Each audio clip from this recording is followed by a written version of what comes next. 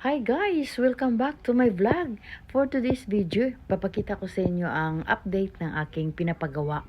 Hindi pa naman siya gano'ng kalaki, pero excited lang ako every time na maipapasahan ako ng video guys. Excited na ako na i-share sa inyo. Kaya ngayon, nandito na tayo sa aking second floor. So, ayun, ganito na yung nagawa nila guys, mga 1 week lang. Ayan. So, ito pababa tayo. Ayan yung aso namin. Tanda niyan. Tapos dito yung ating ground floor. Ito yung aking mini mart. Extension ng aking Revcot mini mart. Yun. Ayan guys. Tapos, ito siya. Ito yung aking mini mart. Isang buong from doon sa dulo, papuntang dulo. Yun. At least malapad-lapad siya ng konti. Nga, maka-stretch yung ating business ba. Ayan. Tapos dito naman yung ating paupahan. Ay, sika sandali na cut. Ay, pinapakita kasi nila sa akin yung mga materials, kung gaano pa yun karami yung natitira naming mga materials. Kung kailangan na natin mag-ano ulit na. Anyway, so ito na yun pag nakita mo siya sa labas. Nalagyan na nila ng mga tambala para sa mga beam at saka yung slab natin. Ayan, ganyan na siya. Cute lang guys, maliit lang to, pero medyo malapad siya tingnan. Nantok ako kasi galing kami ng cottage. Ako, grabe. Pero gusto ko lang tumatapos na yung aking video. Dahil Monday na naman ngayon sa atin, sisimula naman yung kanilang mga video for the whole week. Ayan. So, gusto ko mai-share na sa inyo ito. So, ito na siya. Pag tiningnan mo sa labas, ayan, ganyan siya guys. Parang, tingnan mo, parang ang laki-laki yan, no? Kala mo may pondo yung may-ari. Pero, ano lang yan guys. You know. Ayan, ito yung ating mini mart. Ayan. So, pag tinignan mo sa taas, tingnan mo ano tawag ito? Ang taas. Pero 14 feet yan guys. Kasi sabi ko, dahil ako yung magdo-double deck dyan. Ano, double deck? Yung parang loop bed. Yung gagawin natin dyan. So, ito naman yung ating paupahan sa baba. Ayan. Pwede sa mga uupa dyan. May paupahan ako dyan na 2 blue key. Ayan. Ito yung ating second floor. Ayan, ganyan na siya ngayon dyan, doon guys. Ayan. Grabe rin guys. Yung mga kawayan. Sus, para rin nagpatayo ka na maliit na bahay. Ang mahal pa naman ngayon, 65. Ayun. So, sa 100 mo lang nabibilhin.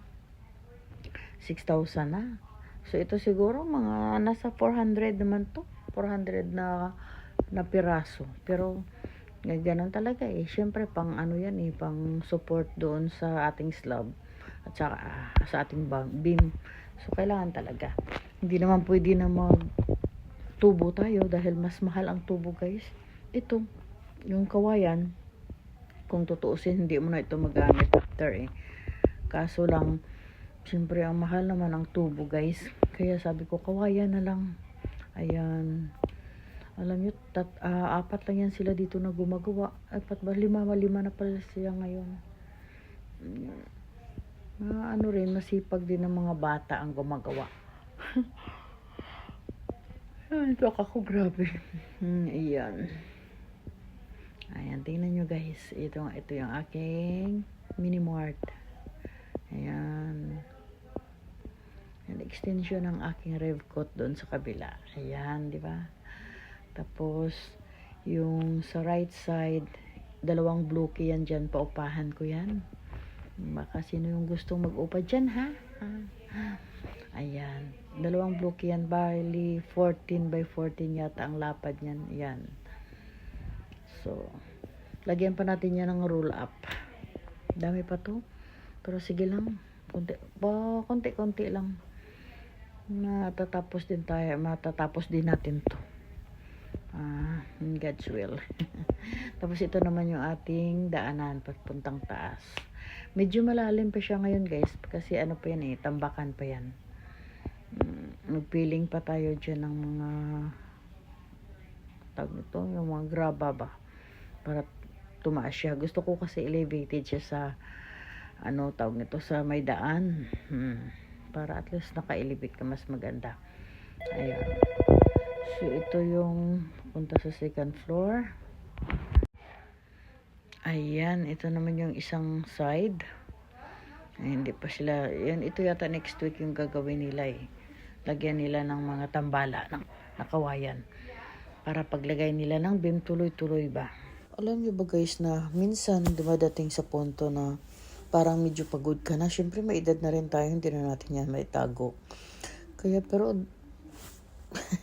dahil lang sa mga determinasyon mo, kaya tuloy-tuloy pa rin tayo dito.